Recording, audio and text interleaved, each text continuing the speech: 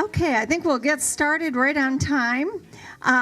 We have a little smaller group than we normally have here tonight, but mighty, small but mighty always, right? But welcome to our September meeting, and I think the rainstorms probably scared some people away. One of the things we're doing is redoing our membership list and getting it all up to date with current information. So we're asking everybody, even if you have filled out a form before for Indivisible Huron Valley, if you would do it again, please, so we can get everything updated and make sure everything is current. So those little pieces of paper that are going around on the clipboards, if you would make sure we get one of those before you leave tonight, we'd appreciate it. The other thing, too, is in the back of the room on the round table, Connie Lippert, where are you, Connie? Over there, and the legislative, and Holly and Sarah, our legislative action team. And they keep up on current bills in the state, things that are that need our attention right now. And they do a really good job of printing out information about those bills, who you should contact. And so please take time to look back there tonight and grab some information and make those phone calls. That's the most important thing. Yeah, Larry. Where are the legislative people? Connie and Holly and Sarah, right there. And Jeff. Where's Jeff? And Missy. Okay, we have a whole team. They're excellent. They are wonderful. They meet every. Do you guys meet? Every. Yes, and they work on things. They work on messaging and framing. We're learning how to speak to people with the appropriate message. The other thing, too, back there are applications for absentee voting. So, as you know, the law has changed, and so now you don't need a reason to vote absentee. So, please, but you have to apply to get that in the mail sent back to you. So please take an application, fill it out, and your absentee ballot will be sent to you. We have Paul Salah, who is our superintendent of schools in Huron Valley. And he's here along with Kim Root. Where's Kim? There she is. And they're going to talk about the bond issue. Indivisible Huron Valley is ready to go and work to pass the bond issue. Wow. Claps before I even say anything. I really like this. I like this group. I first and foremost, I just want to start by saying I have heard such positive information about the Indivisible group. And I am so thankful for you. I'm thankful for you inviting me here this evening to talk a little bit about the two ballot proposals that we are asking voters to consider on November 5th. And you know, Kim is here as well. Kim is as well versed in everything I'm going to share with you as myself and the rest of our team, and either one of us can answer any questions that you might have this evening or into the future. So with that said, I want to touch on a very high level. First and foremost, let me ask, how many of you have at least heard about this small thing that we're going for in November called the bond and or the sinking fund? Okay, that really is encouraging. It's very encouraging to see that the information is really getting out there. I was just fortunate enough to be at an event at Milford High School. It was a curriculum night for our family, so that our families could get some exposure to the day in the life of a high schooler, you know, and what it means to be entering high schools for our ninth grade families. We had probably 250 parents there, and I asked that question, and I was really shocked and impressed because every arm went up in that room. So that really speaks to the word getting out, which is important because we want people to be educated voters and make decisions based upon the facts. And so I want to provide some factual information for you. So first and foremost, here's what's important. And this can be confusing because we're not asking voters to consider one ballot proposal. We're actually asking voters to consider two ballot proposals. And here's what gets a little trickier, is when you receive your ballot, there will be 3 total ballot initiatives, 1 for Oakland Community College and 2 for Huron Valley Schools. The second Huron Valley Schools item is on the back of the ballot. It's important that when you get your ballot that you react to the first 2 items, but then you flip your ballot over and you react to that third item, because if that gets overlooked, that could be problematic. So I want to provide that information for you, and that is consistent throughout Huron Valley schools, and that's what we're hearing. The two ballot proposals, one is a bond and one is a building site sinking fund. And just real quick, the difference between a bond and a sinking fund.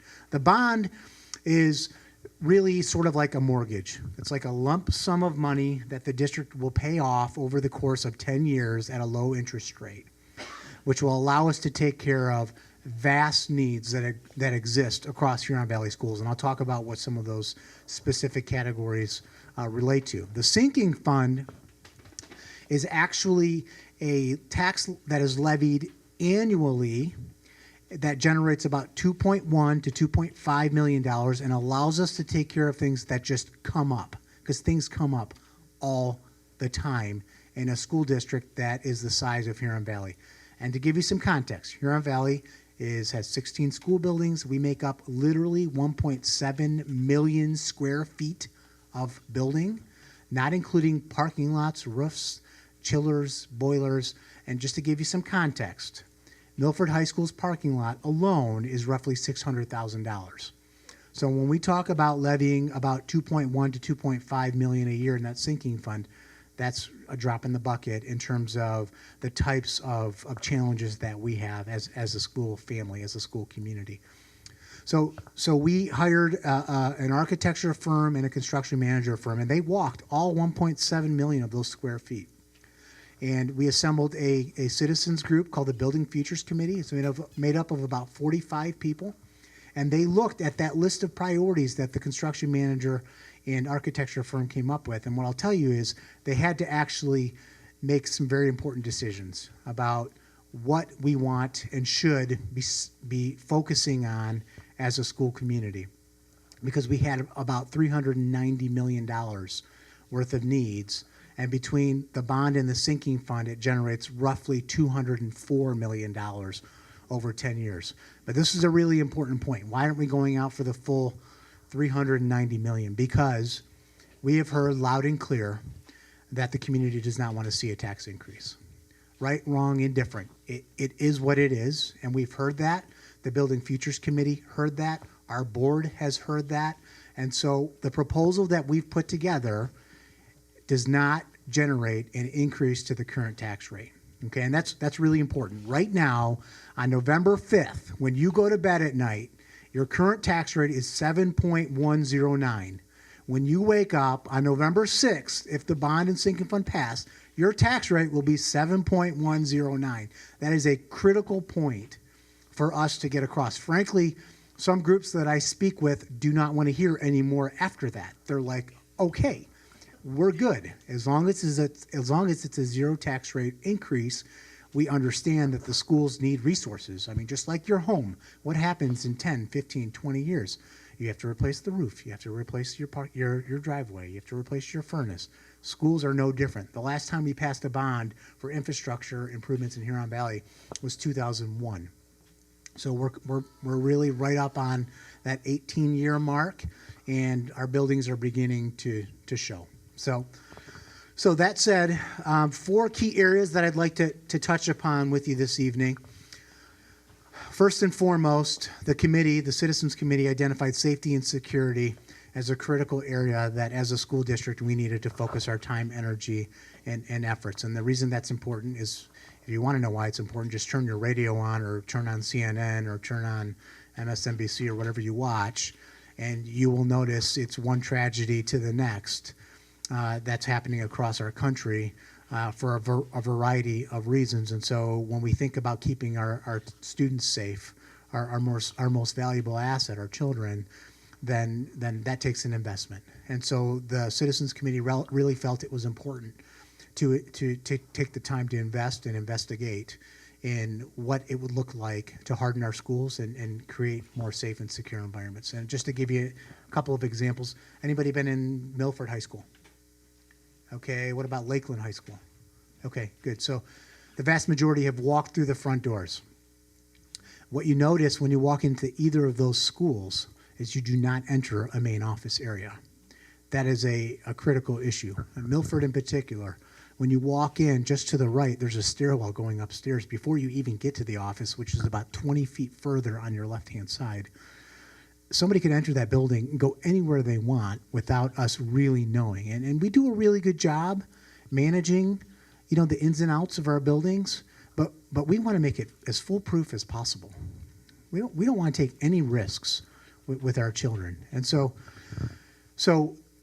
and that's the case in every one of our buildings. I mean, there's not one building in Huron Valley Schools where you walk into the main doors and you go directly into a main office. We don't have a single building that exists like that. So we would need to move the front offices up in our buildings, which allows us to do some really neat things from a curriculum instruction assessment perspective. So that's the pro, because it creates space in another part of the building to enhance teaching and learning, which is the business that we're in.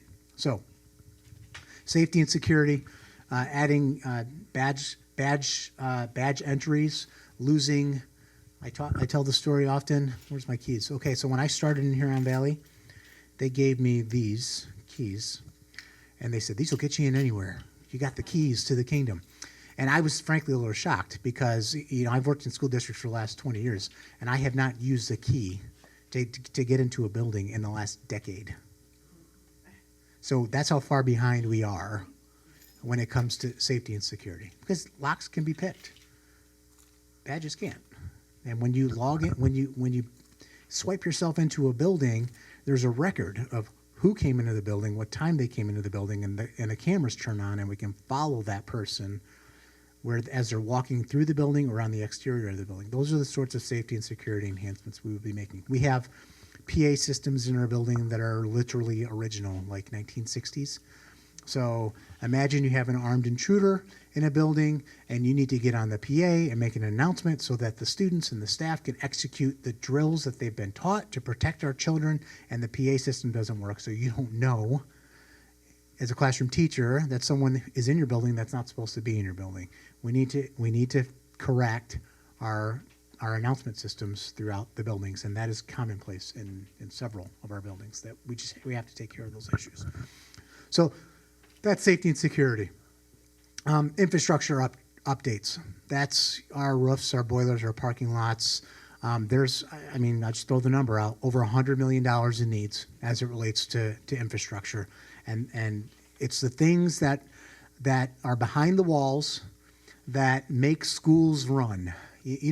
Some people walk in our buildings and they're like, wow, your buildings are so clean and the lawns are well kept and you do such a nice job. Well, yeah, we do, because we're good stewards of the resources that our community has entrusted us with. But it's the things behind the wall that decay that need to be taken care of every 10, 15, 20 years. And we're at the point now where we just have to do an overhaul in some of our buildings more than others. And this program will allow us to take care of those infrastructure challenges that we have. And that also includes lighting, flooring, electrical, ceiling tiles that literally after years of use are brown and bubbling. We have that sort of going on in our buildings.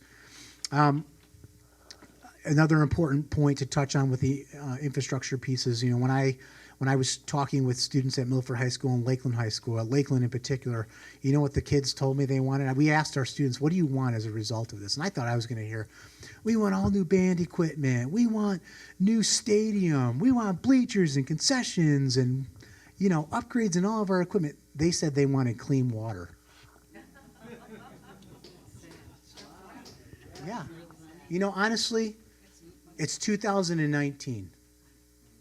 It's a travesty that students in a large comprehensive high school have to ask for clean water.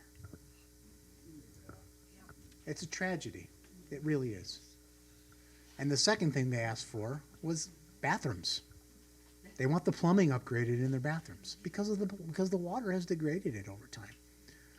So this bond proposal will allow us to literally run water from White Lake Township to the Bogey Lake campus and take care of the water issues. And we've also partnered with the Township of White Lake, and they have agreed, should the bond pass, to add an iron filtration system. We have high concentrations of iron in our water, and that community in particular. and it actually removes the iron from the water, so it's drinkable when it comes out of the taps. It's wonderful. So, technically speaking, it's drinkable now. Drinkable. I wouldn't drink it, but it's drinkable. But that's neither here nor there. So that's another major update that we will be able to take care of as a result of the bond sinking fund passing. Program enhancements. So I would encourage you to visit our website. We actually have hyperlinks on with the highlighted names of every one of our buildings, and you can take a look at every project, or many of the projects, I should say, that will be taken care of as a result of these dollars being infused into our school district. But just to give you a sense of what we're talking about enhancing STEAM labs, so science, technology, engineering, arts, mathematics. Why is that important? It's important because when our young people enter the workplace now, they do not engage in the same ways that we did 15, 20, 30 years ago. They don't come into the office and sit in rows and they aren't allowed to talk. They go into the workplace and they're expected to collaborate. They're expected to have conversations, to work in teams, to problem solve, to seek out facts and information. Students are no longer passive recipients of information. They are engaged learners. If they want to know something, they've got one of these things that they can pretty much figure out just about anything they want to learn. So teaching and learning looks different.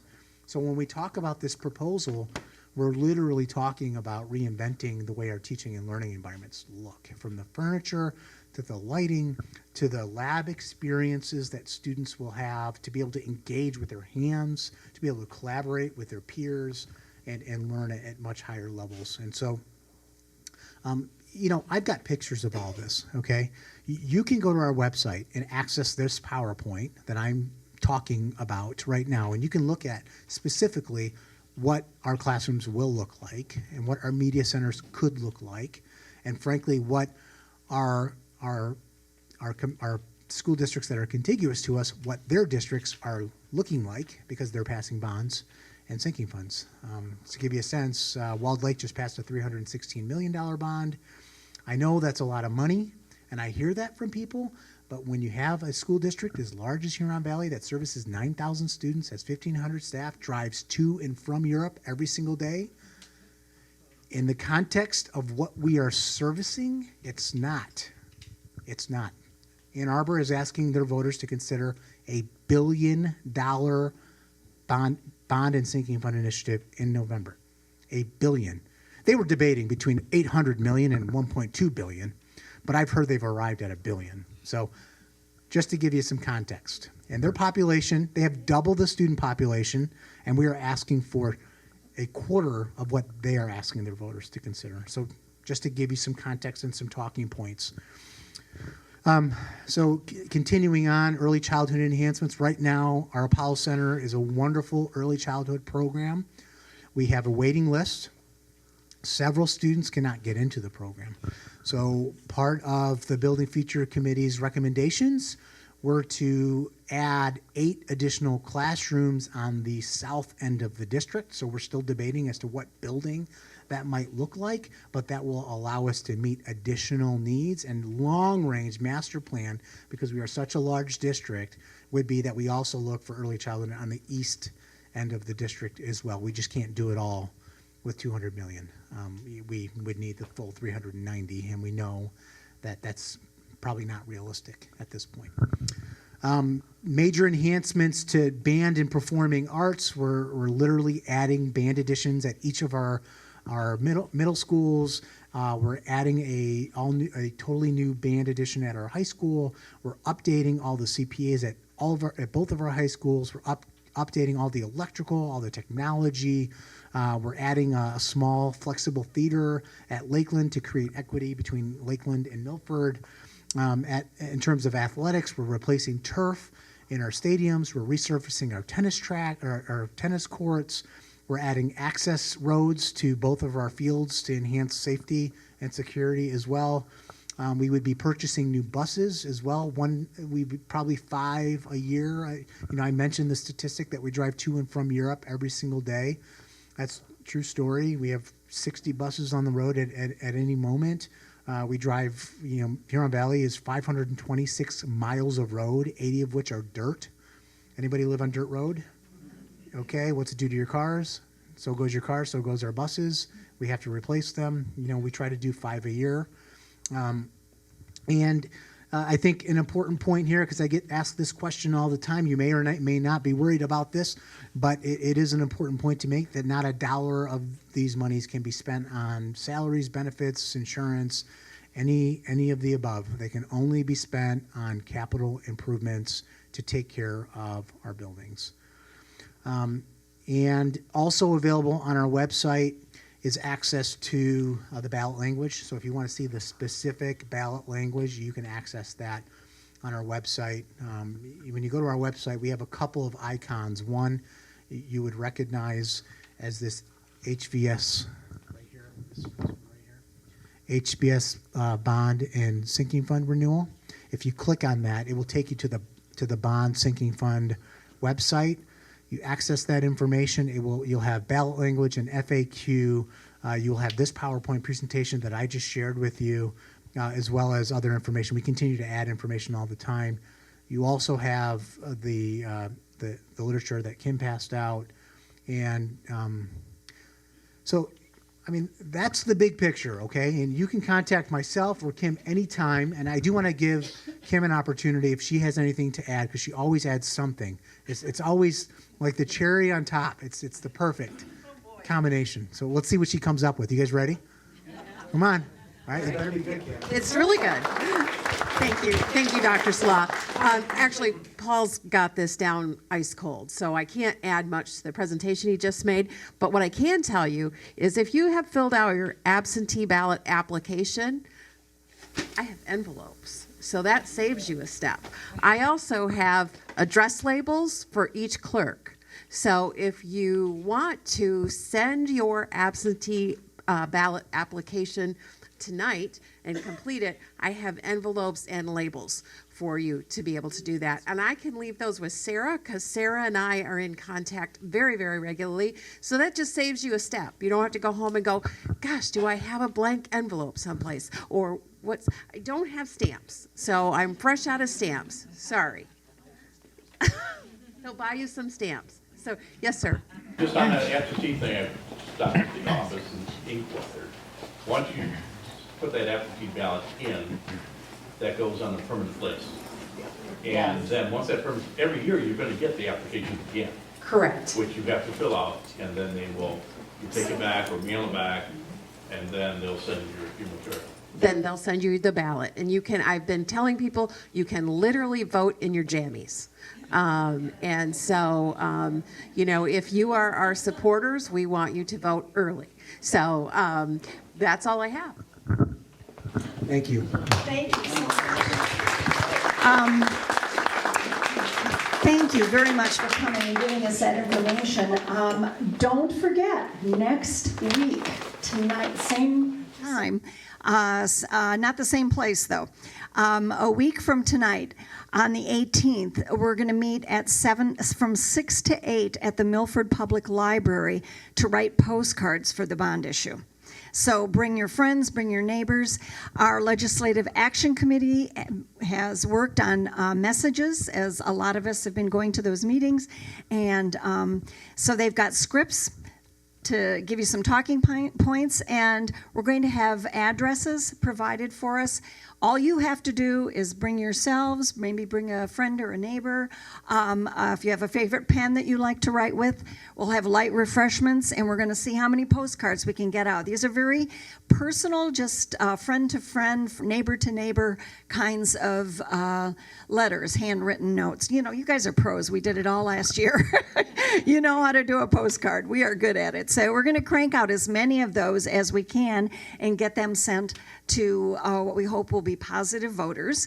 And so anything else that you can think of for our group to participate in, let us know, because we're ready to do this. I put a quote. I always try to put a quote at the bottom of every agenda. The one I chose tonight is, democracy cannot succeed unless those who express their choice are prepared to choose wisely. The real safeguard of democracy, therefore is education. So our mission statement is to protect democracy, the tenets of democracy. So this is right in line with our mission as a group. So thanks for coming. Yeah. Now, I'm going to introduce the main event, but Matt, you might want to come up and maybe you could help him set this up. I appreciate your patience. In fact, we had another person all set up to do the presentation on the Green New Deal tonight. And she contacted me, had an emergency come up in her family. And so, Matt, I'm going to mispronounce your name. Haugen. Matt Haugen came from Ann Arbor at the last minute to do this presentation. And we really appreciate that. That's tough. So we do appreciate that. Most of us came to Indivisible for the same reason, out of concern for our children, our grandchildren, other people's children. We also came to defend democracy, as I just mentioned, and make it better. And the speakers we've been trying to get over the course of this past year are speakers on issues that are going to be coming up in the 2020 elections at all levels, and especially at the presidential level. And there's one topic that's sort of at the top of the list, and rightly so, and that's the climate crisis. The Green New Deal is a term that we hear about a lot, and you know, all the candidates are asked if they support it or not. In the end, we will all form our own opinions, but I'm sure everybody here agrees that we have to do something, and we have to do something bold and on a large scale. So that's why I'm hoping that all of us will open our minds and listen and learn about this really amazing large scope of a program or a proposal that has come up. And so thank you, Matt, for coming at the last minute, and we do appreciate it, and I'll turn this over to you.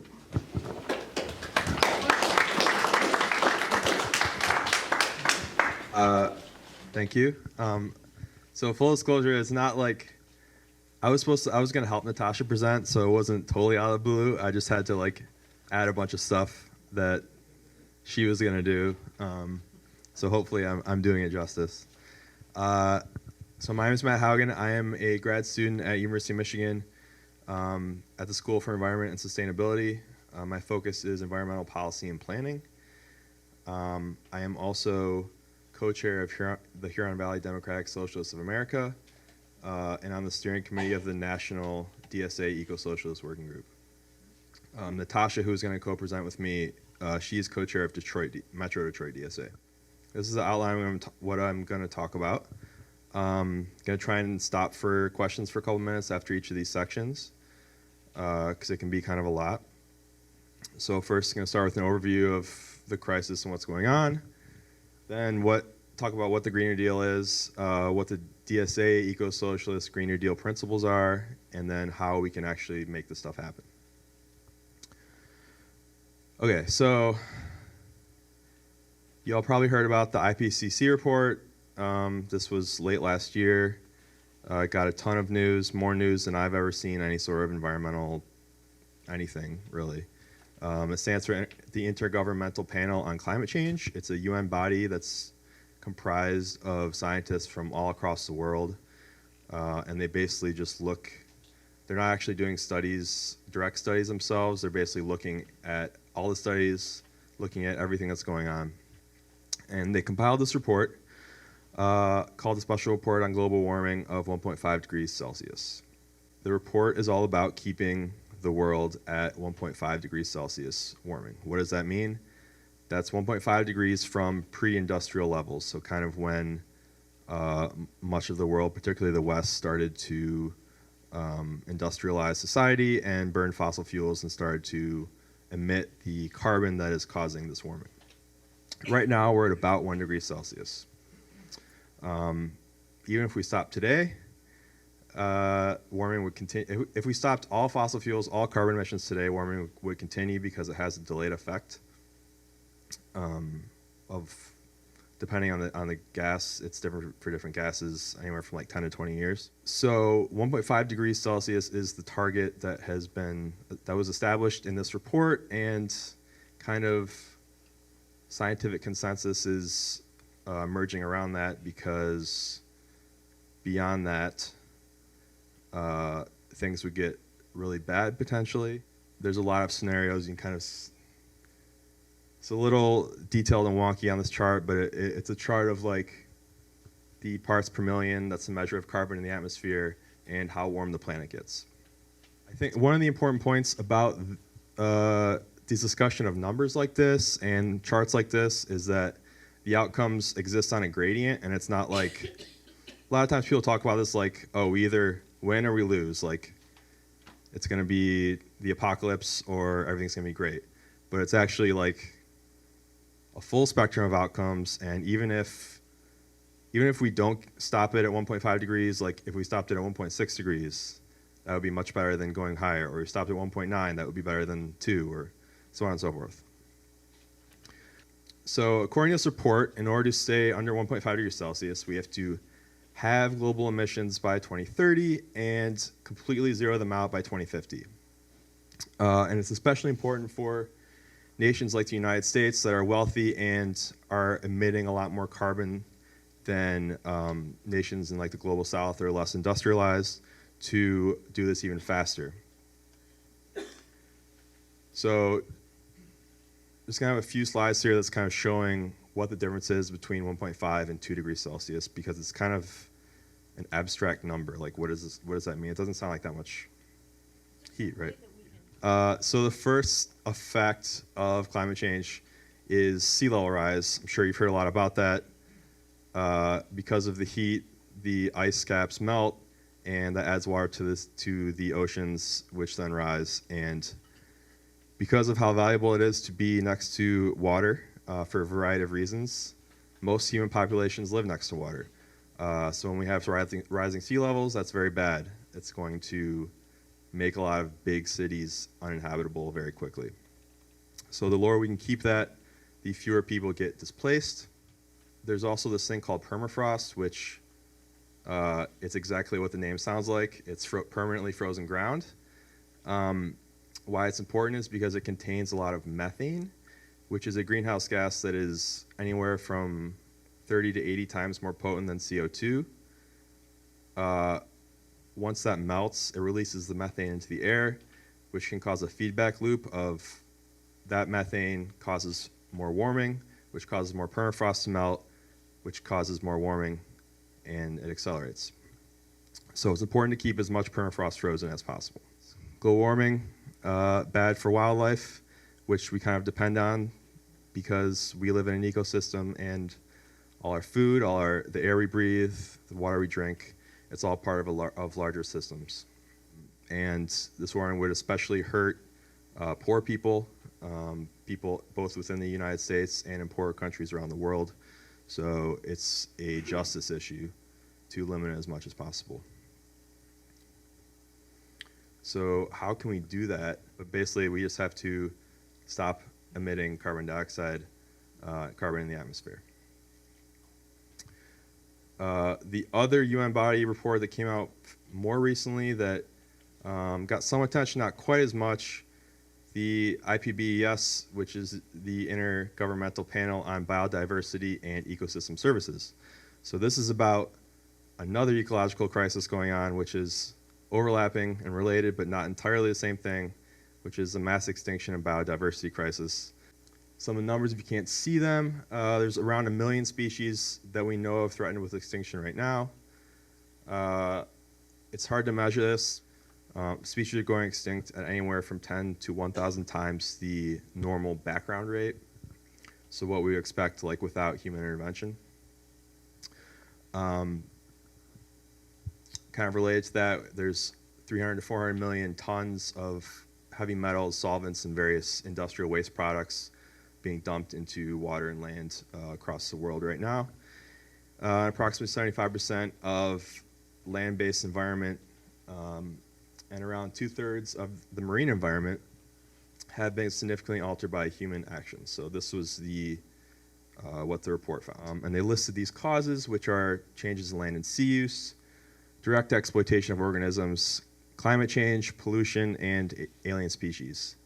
And if you've ever talked to or know anything about scientists, them saying something like this is a very big deal. They said transformative changes needed to restore and protect nature. Scientists tend to want to be very conservative, not like politically conservative, but like only say things that they feel they can prove or have support by significant evidence. We hear a lot about climate change and just talked a little bit about mass extinction. Sometimes the focus is on climate change, and that's very important, but there's a variety of different ecological crises happening at the same time. You can measure those in different ways, but if you're going to address the problems, we kind of have to look at this comprehensively. Part of the system that's causing this is it's not just something that's like an environmental issue that's separate from humanity. In order to cause all these problems, the system creates sacrifice zones of humanity where people are with the least political power, typically brown, black, and poor people, receive the brunt of this pollution that we're talking about in order to keep the system running. So it's an important justice issue that's based around control and domination of resources. And the desire for growth kind of keeps the system churning along. So this is kind of overwhelming and scary. And some people can kind of feel hopeless, but I really like this quote. I think it's important to, when you hear things like this, that the future is unwritten, and it's a warning about the future. It's a recommendation to follow a different path. So does anyone have any questions about that part? What's going on right now? How is the research progressing as far as taking carbon dioxide out of the environment and basically breaking the molecule into carbon and oxygen? I mean, I know they're working on that. Is that helping? Is it just not helping enough? Or So if you're talking about like technological carbon sequestration, that's very experimental and not something at this time that you can pin your hopes on. But a really good way to sequester carbon is restoring natural environment ecosystems, planting trees, restoring soil, restoring wetlands, things like that will actually store carbon in the ground and in plants. Okay, next part. What is the Green New Deal? It can mean a lot of different things to different people when you hear this term. At kind of a fundamental level is a reference to the New Deal. Bear with me if some of you know what this is already. The New Deal was a sweeping series of programs and policies initiated in the United States by Franklin Delano Roosevelt, who was quoted, in the early part of the 20th century, in the 1930s, in response to crises and conditions not unlike what we see today in the U.S., in terms of rampant inequality and significant poverty, declines in a variety of like lifestyle and health factors. So at that point, there was basically mass unrest, significant labor strikes, socialist organizing, and it was basically like there was going to be some kind of revolution or the system was going to collapse. So FDR did this to kind of keep the system running, and it was, like I said, a variety of policies and programs, encompassing anything from the environment to labor to housing, healthcare. It's important to note when we talk about the New Deal that it was, some aspects of it were somewhat racist and intentionally left out black people, indigenous people, non-white people in general. So it's become sort of a meme or ideological terrain to mean broad and comprehensive social and ecological policy. So it's kind of a recognition that this isn't just like the environment, something over here like, oh, the Sierra Club can pass their little bills about an oil spill or something, that this is like, to solve this crisis requires sweeping, transformative policy and changes. And it really sprung onto the scene with Alexandria Ocasio-Cortez and Ed Markey introducing the resolutions in the House and the Senate, and the Sunrise Movement sitting in Nancy Pelosi's office. I'm sure you all have heard a lot of this. What that was a resolution. It was just basically symbolic, saying we need to do X, Y, and Z because of this crisis. It was very short, wasn't actual policy, wasn't actual plans. It got a lot of criticism for that. I would say unfairly, because it was just kind of laying out like, we have this big problem, we have to do a lot about it. And it's important to stake out that position. Very recently, Bernie Sanders, presidential candidate, introduced the first actual comprehensive plan for a Green New Deal. I'm sure others are going to follow soon, but this is what I have in terms of an actual plan. So I'm going to go into some of the details about that in terms of what is a Green New Deal. Okay, so some of the highlights of Bernie Sanders' Green New Deal plan: 100% renewable energy by 2030, in just the electrical and transportation sectors, and complete decarbonization by 2050. So transportation and electricity sectors are the two, they're important because they're the two highest sectors for emissions in the US. It also includes a job guarantee. That's kind of the key part of Green New Deal, even as like a meme that people are talking about, is you're combining environmental policy with jobs.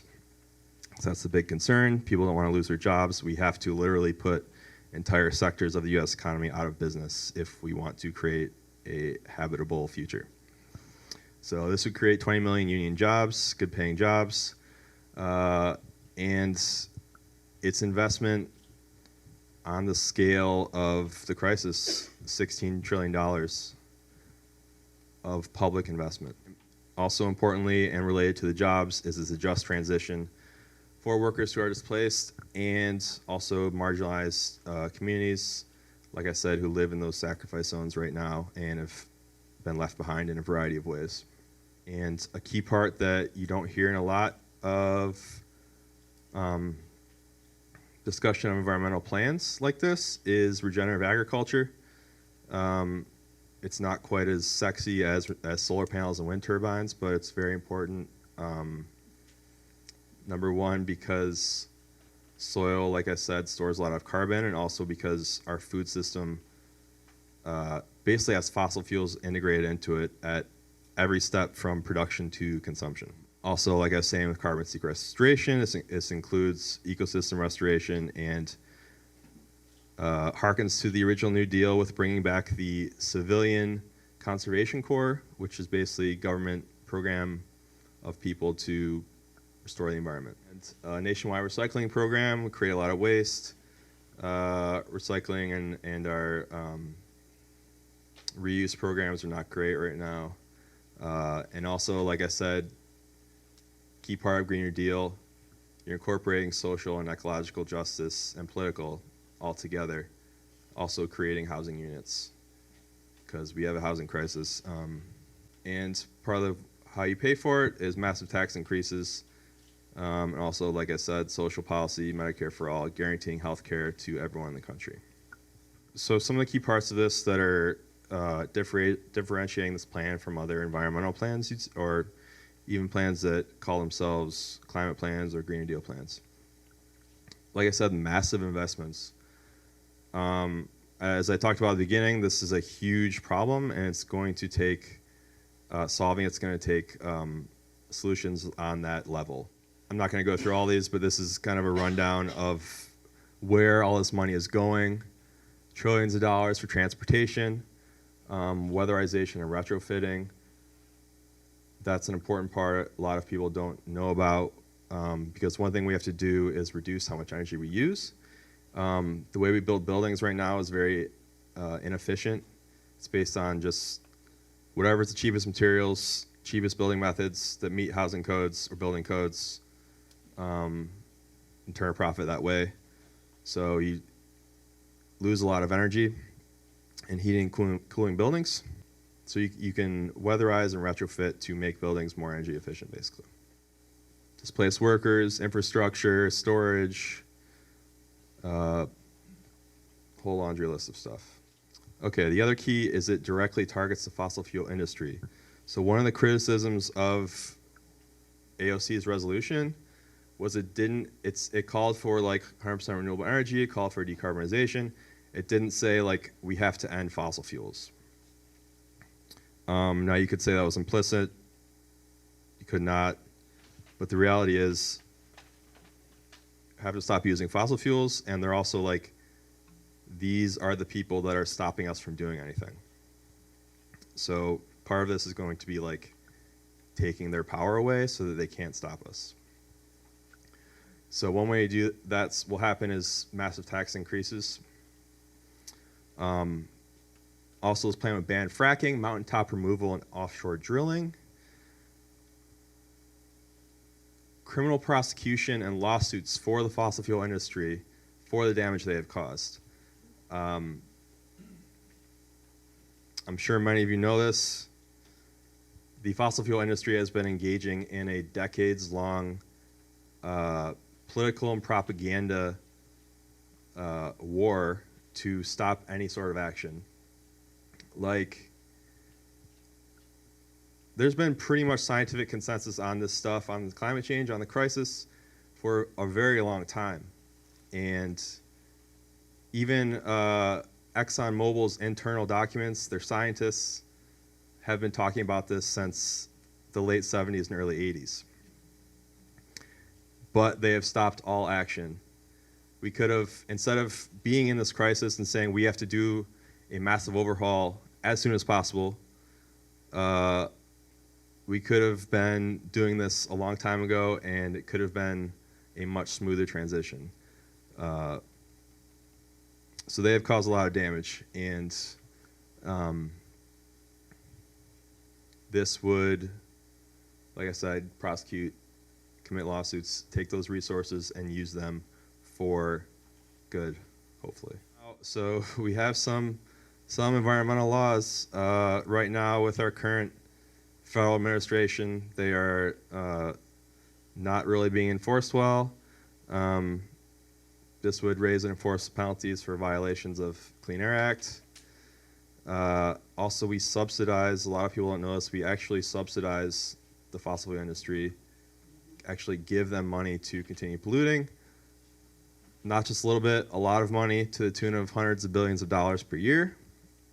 So this would end that. We also, strangely enough, we both export fossil fuels and import fossil fuels. This would ban that. So a lot of people don't know this. The United States right now is either first or second in actual fossil fuel output. Okay, the next key, public ownership. So this is another thing you're not going to see in a lot of other plans like this. Public energy utilities. It explicitly calls for funding and support of publicly owned energy utilities. So I believe DTE Energy is the utility that serves everything here. They are an investor-owned utility, which means they're a private company. If you follow the state politics, they do a whole lot to prevent any sort of action on this from happening, whether it's increased wind or solar, or closing gas plants. This also includes public broadband. So the key is energy utilities, but there's a variety of public ownership, public investment to take away the profit motive. Repairing and modernizing public housing. Again, like I said, creating the housing. And there's a big part about protecting public lands. Trump and his administration has done a lot of opening up public lands to oil drilling, which is not good. Also, to the agriculture part, it would invest in community ownership of farmland, so people could get together and farm with their neighbors. So agroecology, what does that mean? That's like the word looks, it's a combination of agriculture and ecology, so it means growing food with ecology in mind. Right now, the way we grow food with industrial farming takes a lot of artificial fertilizer, pesticides, kills off a lot of life in the area, depletes the soil. So break up big ag monopolies. Right now, our agriculture system is controlled by a very small number of corporations that continue to merge and buy each other so there's even fewer and fewer. Invest in rural areas and farmers. Again, the subsidies, this idea that we're subsidizing bad things, we should be subsidizing good things, so that would help a lot. Victory gardens, turning lawns into gardens, investing in food co-ops. Like I said, this is an aspect of environmental policy that's often overlooked, so I think it's really important to include because all else fails, gotta eat. The other key part is internationalism. So there's a few aspects of this that are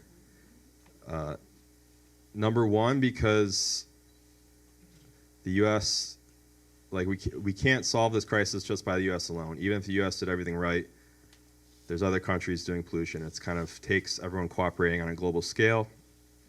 The other reason internationalism is important is because we have a global economy, and a lot of the pollution and emissions that come from the U.S.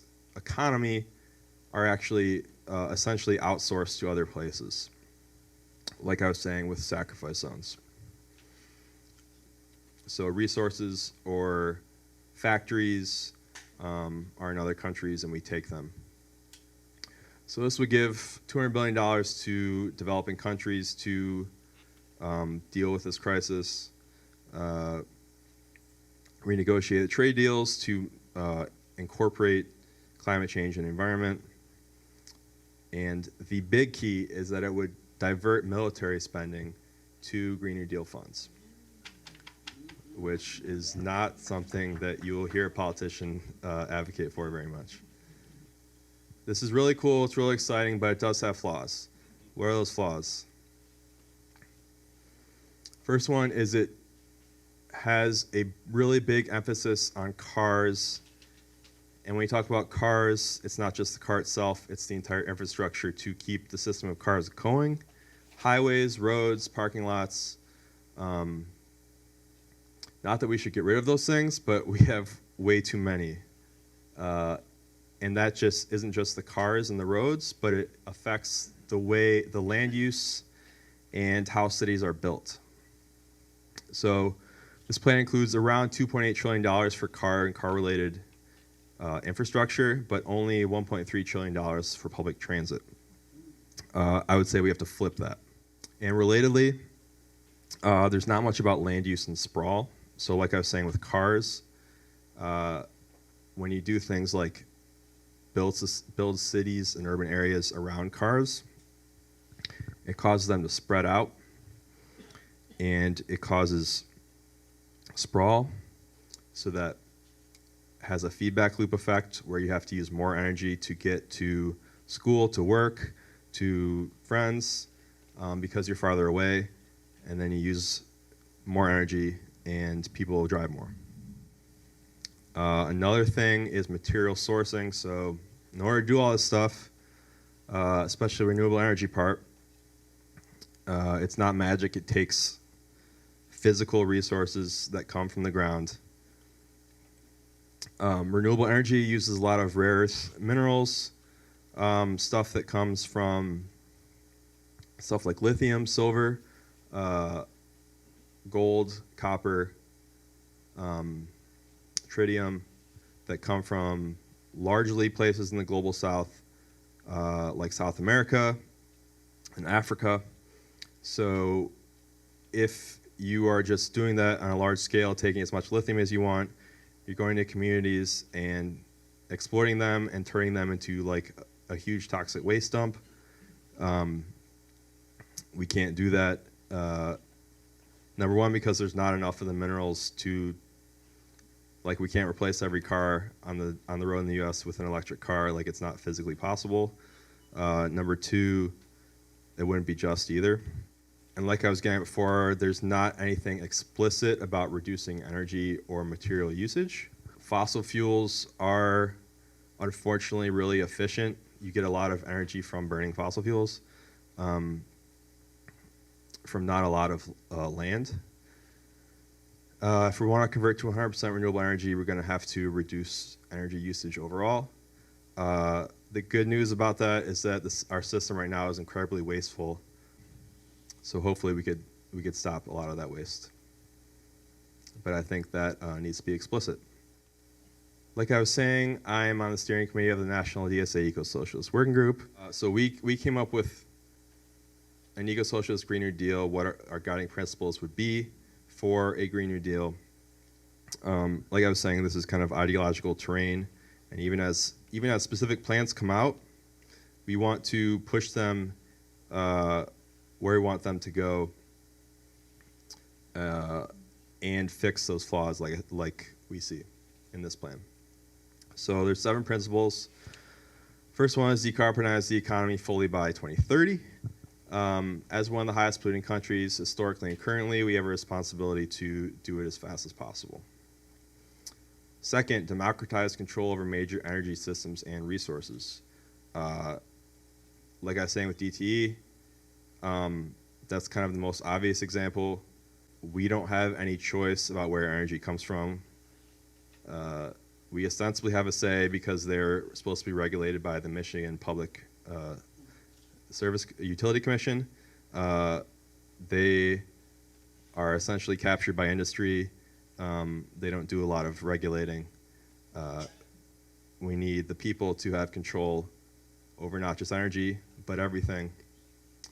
Center working class and just transition. So we can't just be doing all this and making a bunch of rich people richer. The working class, people left behind, marginalized communities need to be centered and explicitly helped and targeted.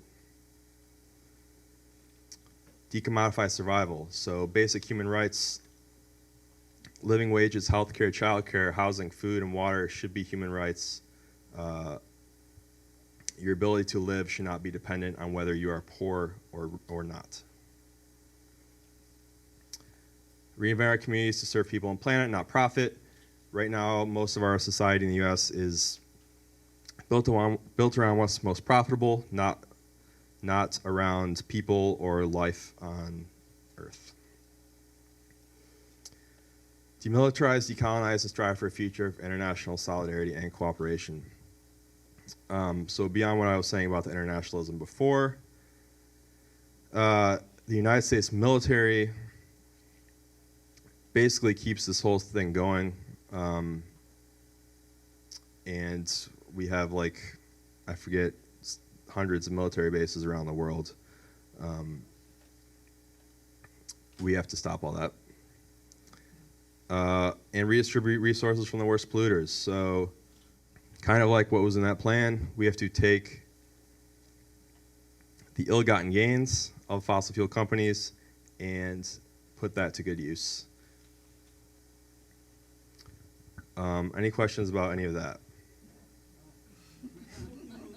I know it was a lot.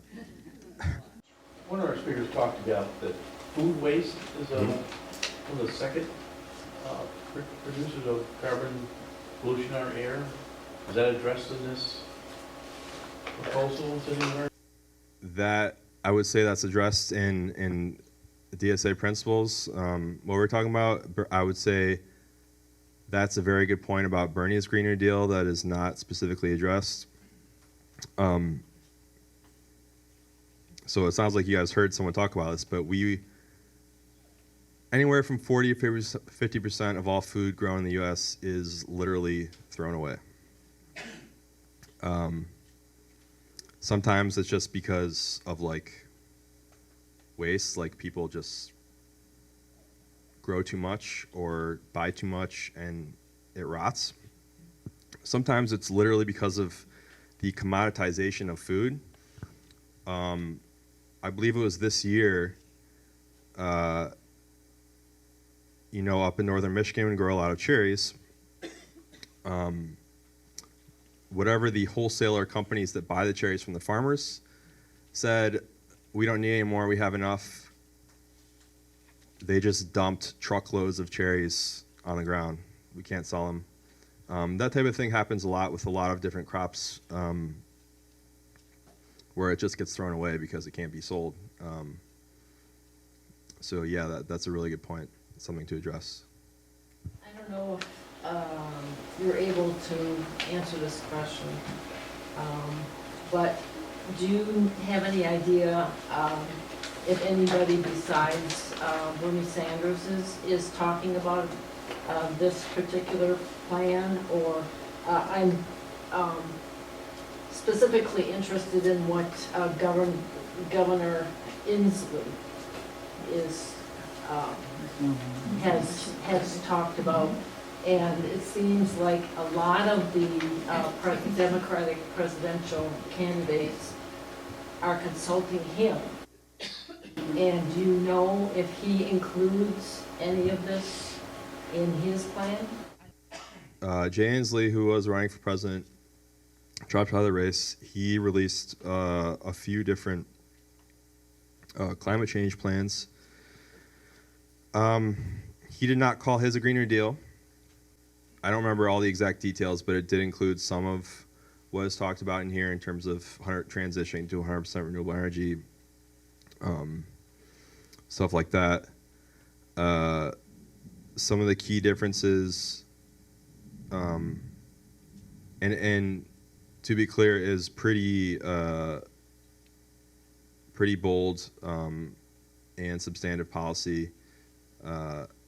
Some of the weaknesses it has the same weaknesses as Bernie Sanders' plan. Some of the things that the Green New Deal plan has that doesn't are more of an emphasis on agriculture, like I was saying, the internationalism, and the public ownership part. I would say the biggest flaw in the Inslee plan was it's based on a lot of public-private partnerships rather than direct public investment. But as to like what candidates are consulting with Jay Inslee, I don't know. I think he had a good effect on the presidential race by putting these plans out and kind of talking about this issue and pushing.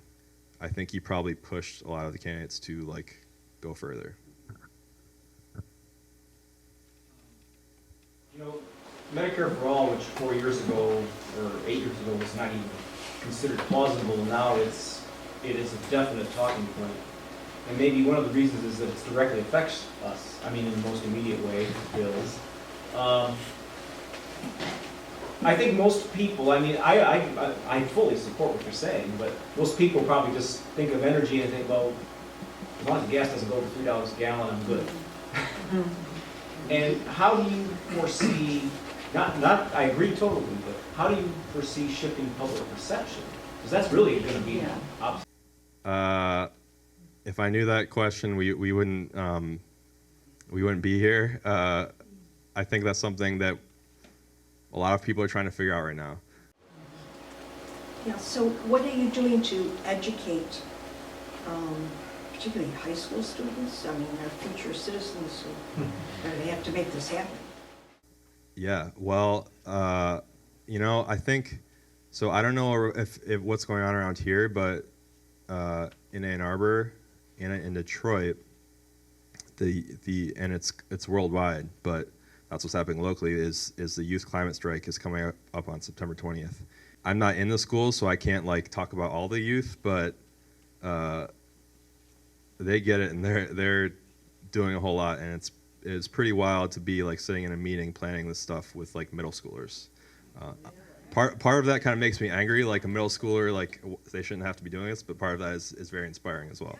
September 20th, there's two that I know of. There's probably one in Ann Arbor as you're talking about it, but the one I was going to announce, I didn't get it on the agenda in time to print it out, is at Campus Martius, right? Isn't that right, in Detroit, on the 20th at 3 o'clock in the afternoon.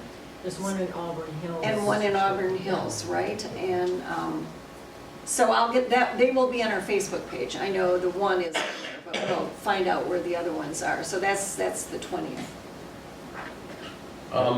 Okay, I'm kind of confused. I know that the Sunrise Movement has been a big supporter of the Green New Deal. And do you guys have any connection with them, or are they totally different? Different from DSA? Yeah. I know they would be different Yeah. from DSA. But as far as working for the Green New Deal, is it just the Green New Deal is something that both separate organizations are working to achieve, or is there any connection between DSA and Sunrise Movement? Is there any connection? Yes, there's a lot of connection. A lot of people who are participate in both groups, a lot of discussions among leadership and coalition work, especially in localities. A lot of DSA chapters work with Sunrise. I think 2 months ago now in Detroit at the Democratic debate, a big action and march advocating for a Green New Deal, and they put together a pretty sizable coalition. It was Sunrise, it was Detroit DSA, and a lot of local Detroit groups. When you look at this, it's so comprehensive and so huge that it's difficult to wrap your mind around it. And I just can't help but feel that really what it means is that the people have to take back the government. We have to take back control, which we don't have right now. And so it gets back to the essence of democracy and unrigging the system so that we really can choose people in power, places of power, that are beholden to us rather than to the fossil fuel industry and those places that are promoting the causes of climate crisis. So when we talk about, sometimes it's what I find true when I'm debating somebody from the gun lobby or from anything, is they like to get down in the weeds and they like to get down into the details, the nitty gritty, and say, yeah, but what about that? Yeah, but what about that? And instead of thinking, yeah, but why not? Why can't we do this? And I think a lot of that comes from protecting the status quo, protecting the people that are making money off of the crisis. And I guess that's the point of frustration right now, but it's also a good point to keep focused on, is if we can reinstitute our democracy, we can start to get to the place where we can, make the improvements. As a group like ours, just a grassroots group of citizens, what do we do? What's the best course of action for us? Well, that's the next section. So that's a great segue. We didn't plan that, I promise. Our theory of change is that capitalism is the problem, and that it's a fundamental class conflict between the capitalists, the billionaires, and the working class. And that's kind of the conflict that's inescapable and at the heart of this. And And how we build change is building mass movements of people. I'm going to go through a couple examples of some of the stuff that we are doing, and then some of the stuff that is going on elsewhere. So like I was talking about with DT, one thing DSA chapters are doing is working on energy democracy campaigns. Most people don't know what that means. It means having control of where your energy comes from. Around 76% of all energy in the US is delivered by investor-owned private utilities. That has not been the case for that long.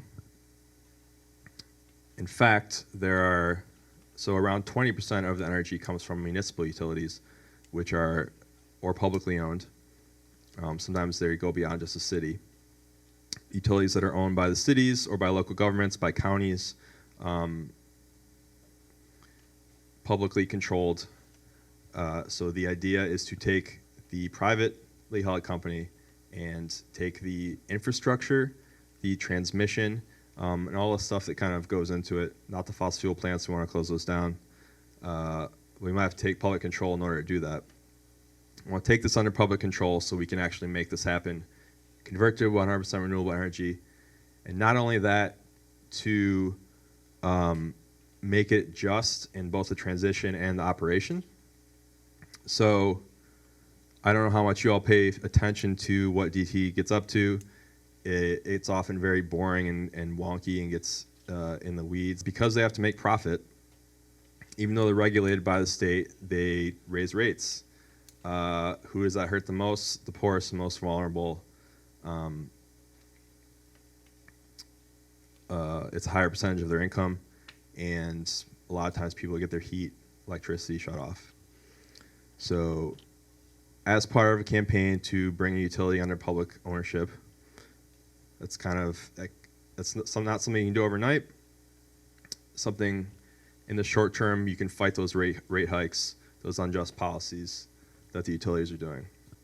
Most public utilities came about like 100 years ago because before the rise of the power of these fossil-fueled private utilities, so it's really hard to do now. But good news, Boulder just did it, brought the utility under public ownership. It took years. The utility company actually sued them, like talking about democracy. The city of Boulder said, we want to do this. They said, the company sued them and said, no, you can't. But they reached a settlement, and Boulder did it.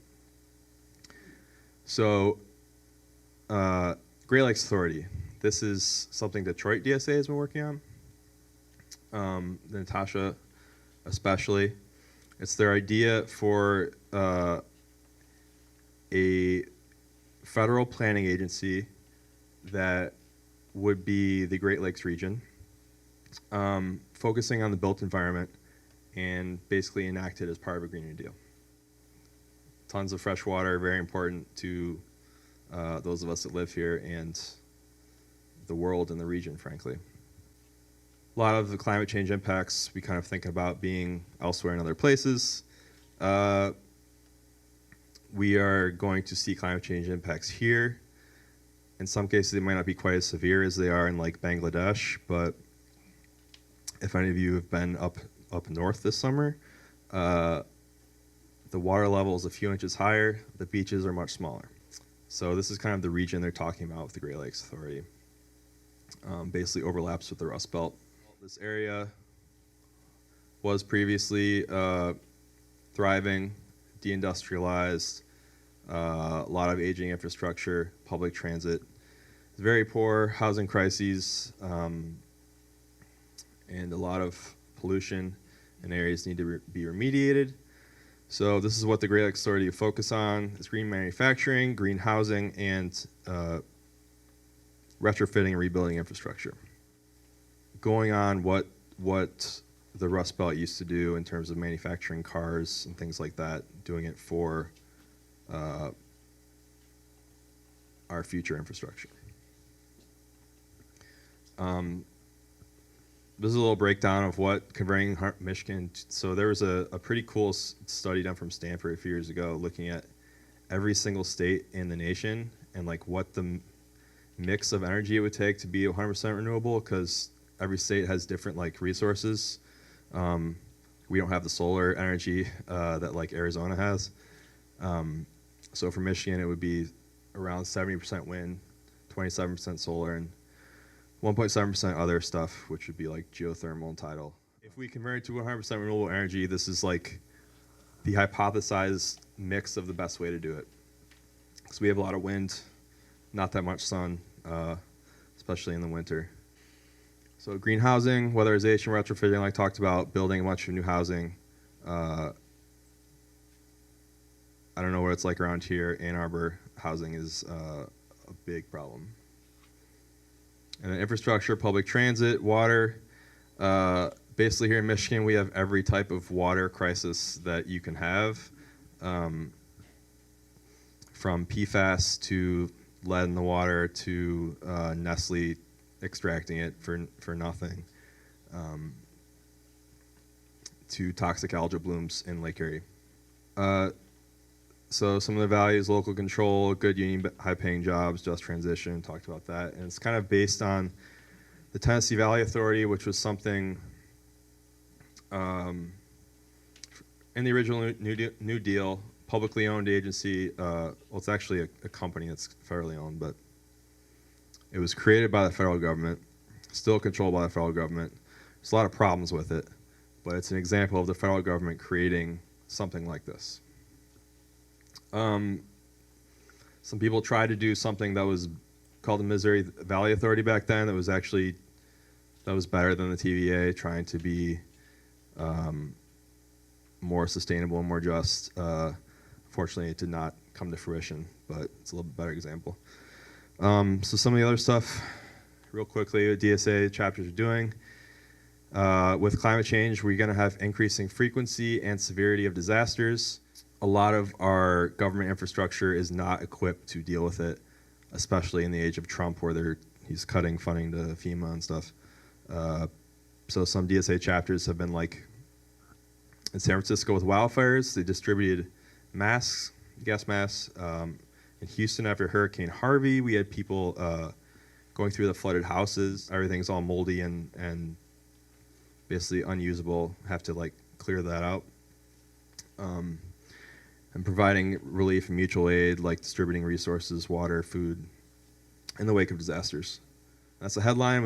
San Francisco DSA actually distributed more gas masks than the city of San Francisco after the wildfire. Some other stuff we've been doing, labor unions. So key part of this is getting labor unions on board. It's really, some of them are going to be much harder than others. Have some members in labor unions passing resolutions in support of the Green New Deal. University of Michigan, where I'm from,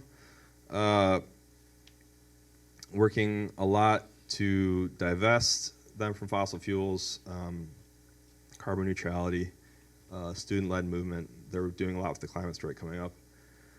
Cooperation Jackson, I suggest looking them up if you get a chance. It's a really cool group in Jackson, Mississippi. New York just passed a really comprehensive set of bills.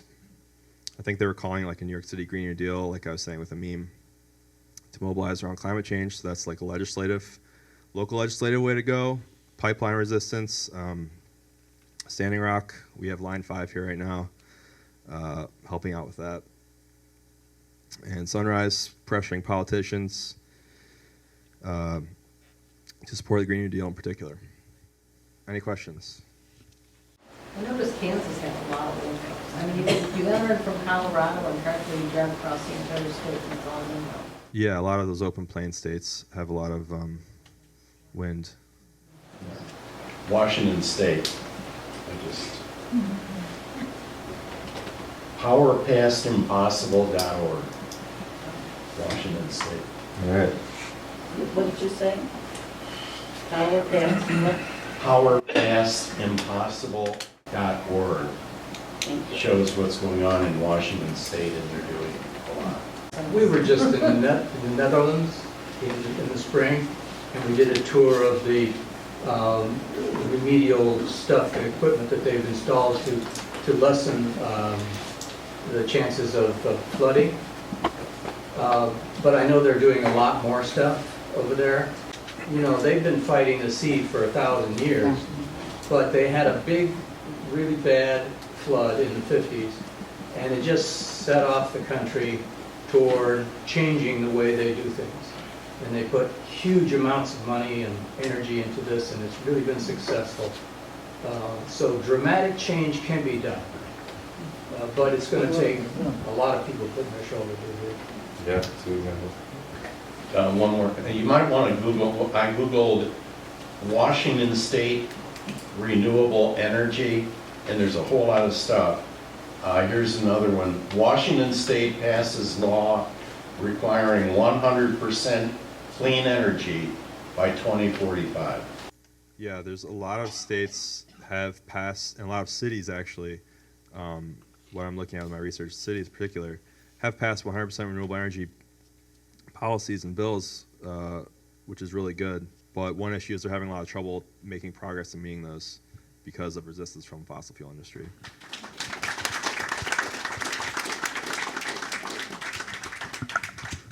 Thank you, Matt. We appreciate your information. Learned a lot. We're a little overwhelmed and our heads are spinning, and we're but I think that was a very positive note. Whoever, was that you, Al? That said, you know, big change is possible when people come together and work, and we get the right people in office, and we, you know, all those things, which is why we are going to be hitting the ground running in 2020. We're going to have to be ready. We're going to have to really get psyched up for this.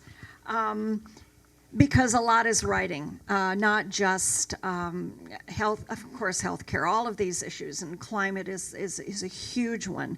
But there's a lot at stake. So one of the things we're going to be doing is to get ourselves prepared for that, is next month's meeting, which is the October meeting, we're going to be sort of looking at what are some of the steps we might take to learn to be better activists and get us prepared for 2020 and the work we're going to have to do. So when you come to the meeting in October, there will be different stations. We're going to have round tables up, and we're going to have different activities going. It's a very action-oriented meeting.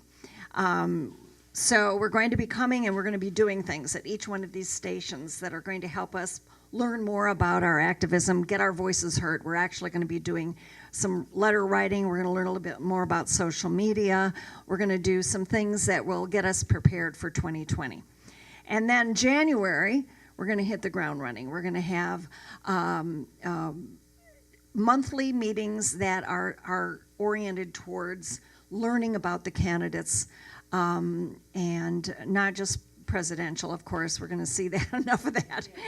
But for our countywide, we're going to hear from those candidates, for Congress, for the State House, and so those will be the kinds of things like we did in 2018. But we're going to be focused on getting organized ourselves so that we can help get the right people in office so that things like what Matt were talking about can become possible. Larry? Yeah, one thing that, well, Matt was talking about how far-reaching the Green New Deal is. Mm-hmm. $15 minimum wage and universal health care for everybody and so on. And to connect that to the political and Indivisible, Indivisible 2.0 set forth the priorities for 2020, and the House with H.R. 1 kind of addresses what you said earlier, Sherry, that you take public financing of elections and you get rid of the lobbyists and give control over to public elections, public financing and campaign reform.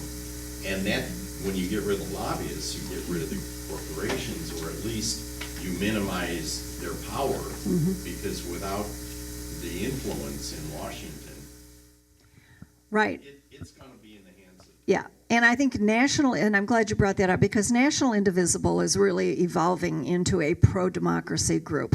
That is really going to be their focus, is getting the institutions of democracy, getting, renewing the Voting Rights Act, getting rid of gerrymandering, the Electoral College, things that are standing in the way of people getting in power again and not having these other entities. So I think we're going to see more of that coming down. Everything is going to sort of be directed in that direction. So yes, we have to deal with all of these individual issues, but under the umbrella of getting our power back so that we can have a movement, whatever it is about. So it's a lot of work, and it's not going to happen overnight, and it's going to take all hands on deck. So I hope our group can really keep together and keep working and grow.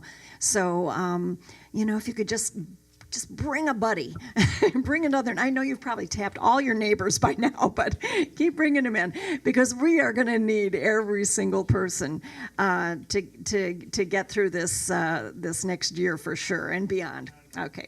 So next Wednesday night, we're going to write postcards. It's going to take it back down to the local issue, and again, education. What's more important? So let's bring your pen to the library next Wednesday night, and we'll get some postcards written. All right. Thanks, everybody.